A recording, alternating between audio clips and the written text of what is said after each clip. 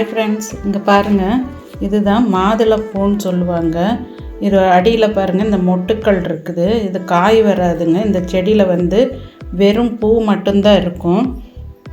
உங்களுக்கு பார்த்தா தெரியுதுங்களா? இது ரொம்ப வருஷம் ஆச்சுங்க நாங்கள் வச்சு. இது பார்த்திங்கன்னா இதை சுற்றி ஜாதி பூ, முல்லைப்பூ இந்த மாதிரிலாம் கோர்த்து வைக்கும்போது நல்லா இருக்குங்க. இந்த சர்க்கிள் டைப்பில் கோர்ப்பாங்க இல்லைங்களா, அந்த மாதிரி வைக்கும்போது. இது ஒரு கலர் செம்பருத்திங்க. ஒரு மாதிரி லைட் பிங்க்குக்கும் இல்லாமல் ரெட்டுக்கும் இல்லாமல் இது ஆரஞ்சு கலரில் சென்டராக இந்த குங்கும கலர் வந்த மாதிரிங்க. சூப்பராக இருக்கும் இந்த பூவு. அதுக்கப்புறம் 7 டேஸுங்க. இது ரோஸ் செடி ரொம்ப மரமாட்டம் வளர்ந்துருக்கும். அடுத்து செண்பகப்பூ உங்களுக்கு ஏற்கனவே போட்டிருக்கிறேன். அடுத்து சிவப்பு செம்பருத்தி சாமிக்கு வச்சது போக மீதிங்க. இது பாருங்க எப்படி கலர்ஃபுல்லாக இருக்குன்ட்டு.